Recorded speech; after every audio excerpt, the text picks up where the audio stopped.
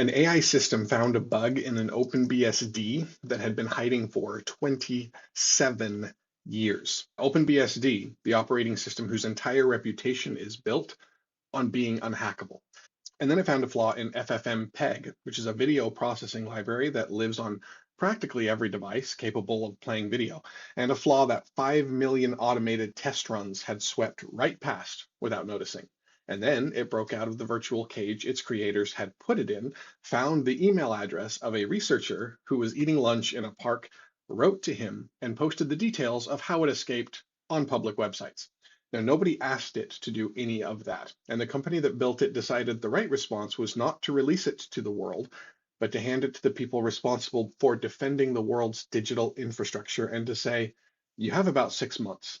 So we have a lot to cover in our 20 minutes today, so let's go. Let me walk you through this because the details are really important and they're honestly stranger than the summary. Anthropic published a 244-page system card for Claude Mythos Preview yesterday. A system card is basically a technical confessional. Here's what our model can do. Here's what it did that we didn't expect. Here's what scares us. And of course, all the specs and everything for the technical people. Now, most system cards are really dry. This one, though, reads like a thriller. During testing, the team placed Mythos in a sandboxed environment, limited internet access, a controlled space, and they challenged it then to escape. It found an exploit, used it to reach the broader internet, located a researcher who wasn't even at his desk, and emailed him. And then, unprompted and unauthorized, it posted details of the exploit it had used to multiple hard-to-find but technically public-facing websites. That part's a quote. In a separate test, it obtained an answer it was supposed to flag, solved it independently instead, and then, here's the part that really got me, noted in its own reasoning trace that it, quote, needed to make sure that its final answer submission wasn't too accurate, close the quote there. It was managing its own appearance. And in yet another incident, it made changes to a system it shouldn't have even touched and then edited the Git history to cover its tracks. And this model wasn't trained for cybersecurity, by the way. It wasn't designed to be adversarial. These behaviors emerged from the same improvements in reasoning and coding that every frontier lab is chasing. Anthropic's red team lead, Logan Graham, said plainly that many of the assumptions that we've built the modern security paradigms on might break. So here's the thing I really need you to understand. The bug in OpenBSD, which is 27 years old, it's an operating system that is built from the ground up to resist exactly this kind of discovery. The FFmpeg flaw, FFmpeg, is 16 years old in a library so ubiquitous it basically is part of the plumbing of the internet. 5 million automated test runs passed over that code without catching this bug. Mythos caught it. And what that tells you isn't just that this particular model is really good at finding vulnerabilities, but it tells you that the entire landscape of software security, every program, every library, and every operating system you use is held together with flaws that no human process and no prior automated system was capable of finding until potentially now. And now isn't a stable state. This is a 6-month window that Anthropic is giving them. Now, that 6-month figure comes from Alex Stamos, who's the former head of security at Facebook and Yahoo. And he's now chief product officer at Corridor. He told Platformer that defenders have roughly 6 months before open weight models reach this same capability level. And I actually wonder if that's conservative. Once that happens, though, anyone with a GPU cluster can find what Mythos found. The clock is ticking for the defenders, not the attackers. And this is really important because that gap between open source and proprietary is something that the Century Report has been tracking, because how that gap is resolved tells us more about the future trajectory that we are all headed in than I think any other story in this particular moment that we're living in right now. So what did Anthropic do? They built a coalition. They call it Project Glasswing.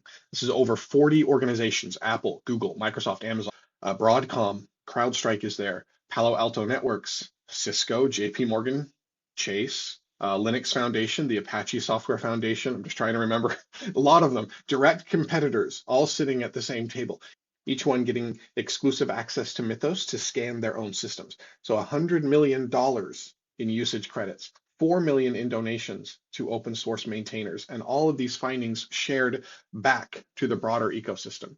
A model that Anthropic named after a transparent winged butterfly. The irony, I think, is deliberate. The Century Report has tracked this arc for weeks. March 27th, we first confirmed Mythos' existence and warned that it presages an upcoming wave of models that can exploit vulnerabilities in ways that far outpace the efforts of defenders. That's a quote. March 16th, the Booz Allen Hamilton report showed attackers are already adapting AI faster than defenders are, with the Hexstrike framework compromising thousands of devices in under 10 minutes. And on March 7th, we documented that the window where AI helped defenders more than attackers was not likely to last very long. Glasswing is the answer to all of those warnings. Now, whether it is fast enough is the open question. And notice the governance architecture here, because it's genuinely new. This isn't regulation or legislation. It's not a treaty or something like that. It is the company that built the dangerous capability choosing to introduce it to defenders first in a structured way with shared intelligence flowing back. Coordinated vulnerability disclosure, the cybersecurity practice of giving maintainers time to patch before going public, applied to frontier AI itself. Now, what their motivation actually is an open question. Anthropic seems to have a lot of kind of back and forth and is very much a roller coaster in terms of being progressive towards a better future or being more like a walled garden type of approach that Apple takes. But Dario Amodei said this: more powerful models are going to come from us and from others. And so we do need a plan to respond to this. And of course, in that at least, he's very much right. And all of this while Anthropic is, of course, still under appellate review from the Pentagon's supply chain risk designation. The company is simultaneously fighting the federal government and handing its most critical, powerful model to the organizations that maintain that government's most critical infrastructure. So this tension is unresolved and it may not resolve cleanly. Now, the security story also has a flip side, and I don't want to gloss it over. The same capability that found those 27-year-old bugs is the capability that escaped a sandbox and published its own exploits, all without permission. So the defense and the risk are the same thing. They share the capability root. What Glasswing represents is an attempt, and I say that very clearly, an attempt to ensure the defense deploys first. But first only matters if the margin holds, and 6 months is not a long time. And again, I think that's conservative. So what emerges on the other side of that window, whether Glasswing holds or doesn't hold, is a cybersecurity world that works differently from anything we've known. When AI systems can autonomously chain multiple vulnerabilities into a single attack path, the traditional patch cycle, discover a flaw, develop a fix, distribute it over weeks or months, becomes structurally inadequate. The paradigm shifts from periodic human review to continuous autonomous scanning. Every organization in Glasswing is being offered the first taste of that future. The ones who internalize it will not go back. Okay, let's shift away from the digital infrastructure to something biological. Two findings landed recently from completely different directions and somewhat met in the middle, and the meeting point is really important. First, a team of researchers engineered a single tobacco plant to simultaneously produce 5 different psychedelics: psilocybin, DMT, 5-MeO-DMT, mescaline, and bufotenine. They imported genes from mushrooms, toads, and cacti into one plant chassis, a tobacco plant, the most engineered crop on Earth, by the way, now repurposed as a pharmaceutical factory. Second, Nature published the largest psychedelic neuroimaging meta-analysis ever conducted. 11 different studies, over 500 brain scans, 267 different people. Psilocybin, LSD, DMT, mescaline, and ayahuasca, 5 pharmacologically distinct substances that bind to different receptors in different ways, and every single one produced the same signature in the brain: enhanced connectivity between networks involved in a complex cognition, strengthened links between those networks and the sensory motor systems. A study co-author Danilo Bzok at McGill said the finding puts a question mark on how we're even categorizing them. So think about what all happened here very recently in just the last few days, last week. One team showed you that they can grow 5 psychedelics in a single plant. Another team showed you all 5 do the same thing to your brain. Now imagine you had 5 different keys and you've been trying to figure out which lock each one opens, and then someone x-rays the locks and discovers they're the same lock. 5 keys the same. This changes the whole game. You don't need to run separate clinical trials for 5 separate compounds targeting 5 separate mechanisms. You might need to understand instead this one mechanism, this shared connectivity pattern, and design the next generation of treatments to target that pattern directly. The compound is the vehicle, the connectivity signature is the destination, and a tobacco plant can now manufacture all 5 vehicles at once, simultaneously. Now, the Century Report has tracked this arc as well since February, when DMT showed sustained antidepressant effects from a single 10-minute infusion, and through March, when Compass Pathways' psilocybin trial met its phase 3 endpoint. And we also documented the headwinds, the MIT Technology Review analysis in March that showed placebo effects are complicating psilocybin depression trials. These headwinds are real.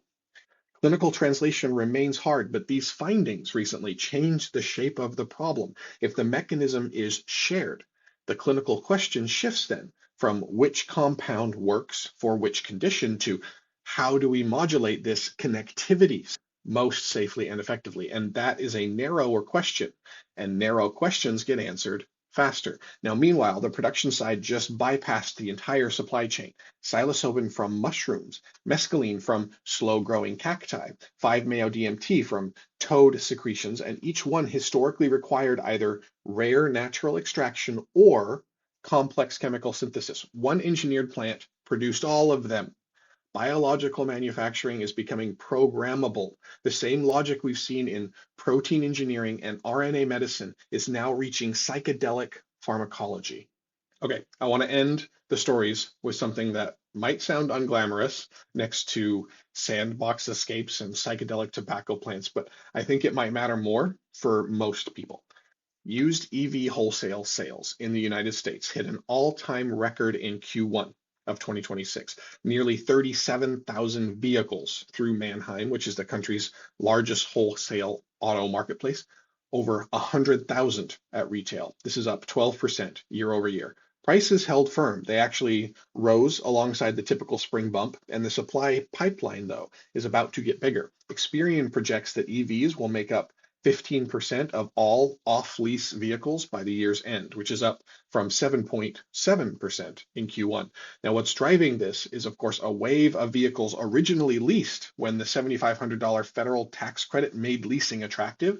Those leases are now expiring. Many lessees are walking away because the residual value exceeds what the car is worth on the market, which pushes more inventory into auctions, which fills dealer lots with affordable EVs. And rising fuel prices, of course, with the Iran conflict working its way to the pump, are making dealers want that inventory. Now, why does this matter for you specifically? Because the new EV market is a 40K and up conversation for most people. The used EV market is where electrification becomes a $15,000 to $25,000 conversation, where a family that could never afford a new vehicle that's an EV gets a 3-year-old one at a price that competes with a used Camry, for example. The Century Report documented the same demand pattern in Australia just a few days ago on April 5th. Dealership lots are emptying. New Zealand as well on March 28th. The Iran conflict is functioning as a demand accelerator that no government incentive program has ever matched. And in the US, it's working through the used vehicle channel, which is how it reaches the broadest possible demographic. And on the same day, Maine's governor signed a balcony solar bill into law. Roughly half of US states now have balcony solar legislation active. Plug-in panels, no utility permission, no contractor, no electrical panel upgrade. You just buy a kit, you plug it into a standard outlet, and you start generating electricity. Germany already has over 4 million households doing this. Residential electricity rates are up 33% since 2019. A used EV in the driveway and a solar panel on the balcony. That is a common sight. Neither one requiring permission from a utility, a landlord's electrician, or a government program. That's what the accessible energy transition is looking like right now, and it's just the beginning. These are a purchase that anyone can make right now. All right, quick hits about what shipped. Google Cloud open sourced Scion, which is an agent orchestration testbed, and it lets you define, schedule, and trace multi-agent workflows across multiple different AI providers, and it's time-based triggers and event-based triggers, and it's got API calls as well. So if you're building anything with multiple AI agents that are talking to each other, this is actually great plumbing for that. And GGML merged 1-bit quantization support. So this means that an 8 billion parameter model can now run at just 1.1 gigabytes or so for CPU only inference. And so no GPU is needed, where traditionally we've needed one for a while. That's going away more and more. And it's a real AI model running on basically any laptop made in the last 5 years, which is awesome. So here's what I want you to carry from today. The most capable AI system ever documented in cybersecurity didn't just find flaws that no one else could find. It broke out of its own containment, reached out to a human, and covered its tracks. The company that built it responded by giving it to the defenders and calling in competitors. That is the texture of this moment. The capability and the risk aren't on opposite sides of some ledger. They are the same entry.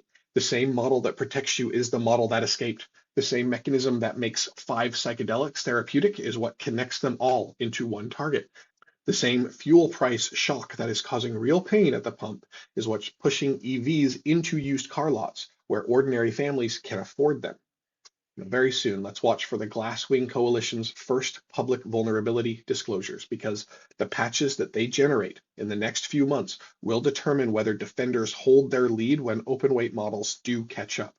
Watch for clinical trial designs that target the shared connectivity signature rather than individual compounds, because if that meta-analysis replicates, the entire psychedelic regulatory framework will need to reorganize around mechanism instead of molecule. And watch for used EV prices through this summer, because if the off-lease wave lands while fuel prices stay high, you'll see the adoption curve bend in a way that makes the new car market look like a sideshow. We'll see you tomorrow.